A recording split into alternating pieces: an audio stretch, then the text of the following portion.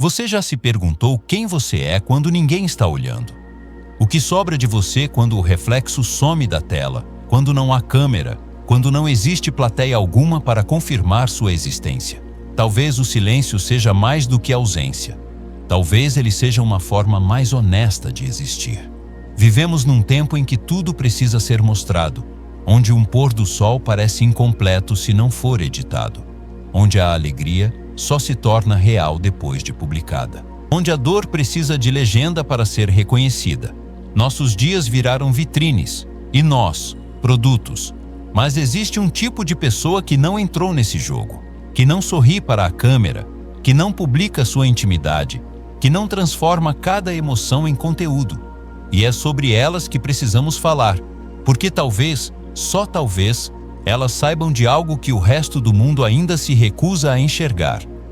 Este não é um vídeo sobre redes sociais, é sobre o invisível, sobre aquilo que se sente, mas não se mostra, sobre a alma que grita no silêncio.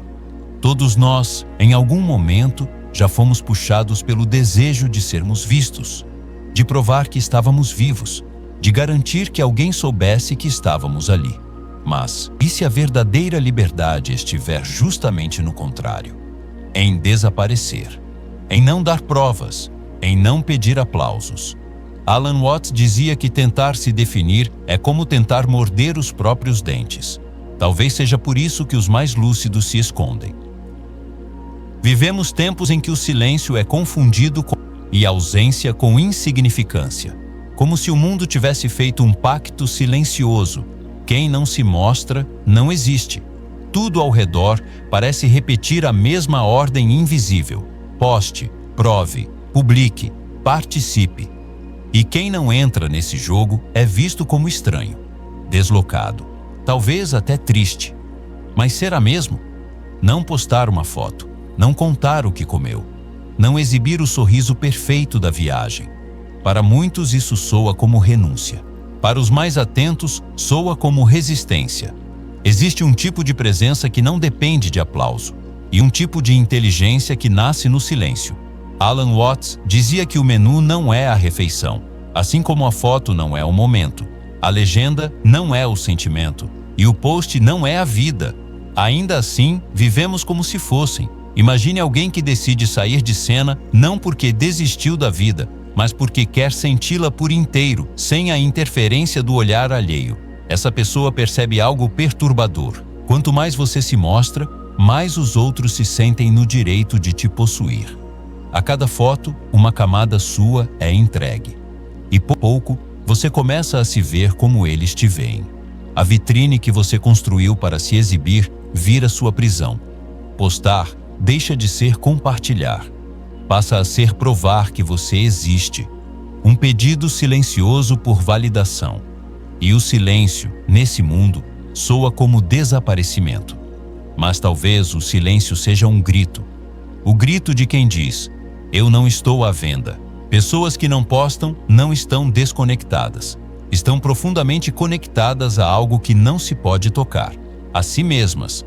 Elas vivem onde o tempo corre diferente, onde as lembranças não são armazenadas em stories, mas sentidas na pele. E aqui surge a ironia mais sombria. Num mundo onde todos querem ser vistos, quem escolhe o silêncio se torna inesquecível. A ausência provoca. O mistério seduz mais do que o excesso.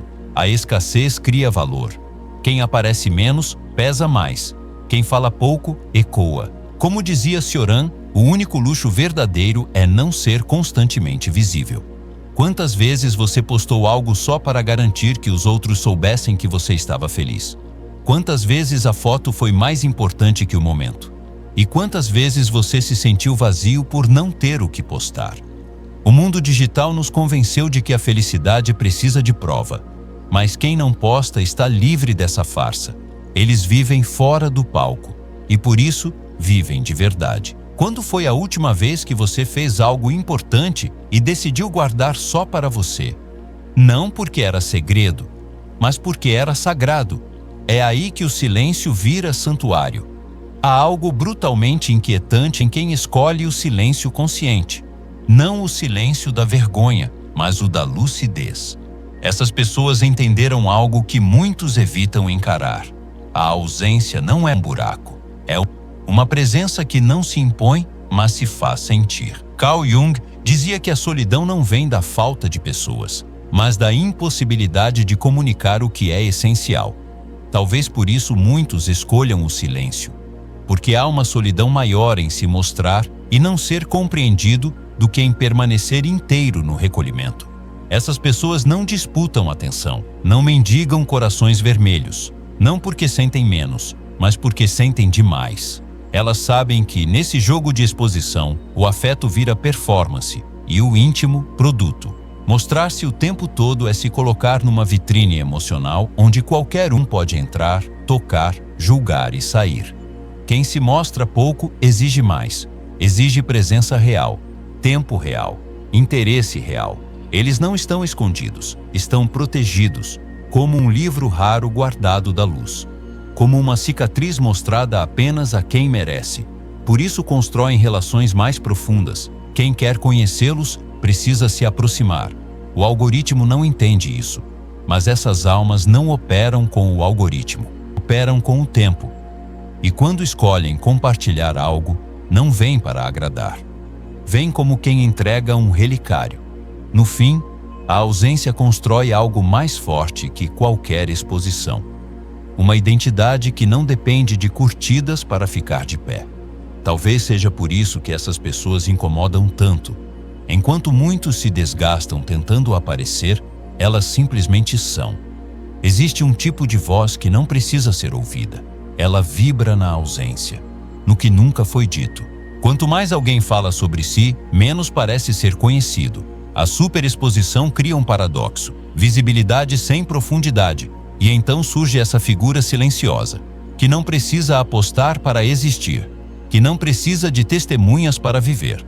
Não postar se torna um gesto subversivo, psicológico, espiritual, um ato de preservação, porque toda vez que você se mostra, mesmo sem perceber, você se molda à expectativa do outro. Sua espontaneidade é editada, sua alegria coreografada, sua tristeza suavizada. Você começa a viver pela reação que aquilo pode gerar. O silêncio diz, eu me basto, e o mistério hoje é luxo. Poucos sabem guardá-lo.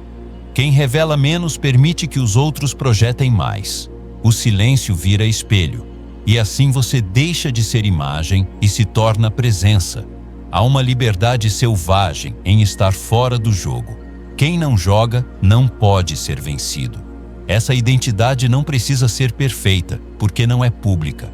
Ela oscila, respira, muda. E talvez por isso essas pessoas exalem força. Elas não precisam convencer, apenas são. Agora responda com honestidade. Se ninguém pudesse ver o que você vive, sua vida ainda faria sentido? Os momentos mais intensos da sua vida foram registrados ou simplesmente vividos? Quem não posta entendeu algo essencial. Registrar é uma forma sutil de se ausentar. Quando você troca a experiência pelo clique, a memória vira marketing. Mas quando você guarda, a memória pulsa. Ela volta no cheiro, no corpo, na madrugada. É um segredo entre você e a vida. Alan Watts dizia que a vida não é um problema a ser resolvido, mas uma experiência a ser vivida. Quem não posta vive sem plateia. Ama sem legenda, chora sem público e talvez por isso viva mais fundo. Não é sobre superioridade, é sobre escolha, sobre decidir que nem tudo precisa virar imagem, que nem todo momento precisa de testemunha. Viver com profundidade exige abrir mão da superfície, e quando você faz isso, descobre algo esquecido, que o instante pode ser eterno sem ser eterno para os outros. Feche os olhos por um momento. Imagine-se só, sem câmera, sem notificação, sem ninguém observando. Você ainda se reconheceria? Essa talvez seja a pergunta mais urgente do nosso tempo, porque quem vive apenas sob o olhar do outro é refém, mas quem vive mesmo quando está só é livre. Essa liberdade exige coragem, a coragem de se bastar, de suportar o anonimato, de confiar que aquilo que não é visto ainda importa. Pessoas que não postam vivem assim, com menos prova, mas com mais verdade. No fim, talvez a pergunta nunca tenha sido o que você mostra, mas o que você preserva. Quem é você quando não precisa ser ninguém? Quando a câmera desliga, quando o reflexo some. É ali, no território sem público, que a verdade aparece. E talvez esse seja o maior recado de todos. Não postar não é ausência, é maturidade, é resistência, é liberdade. Porque a vida real acontece fora do palco, e o essencial nunca será visível.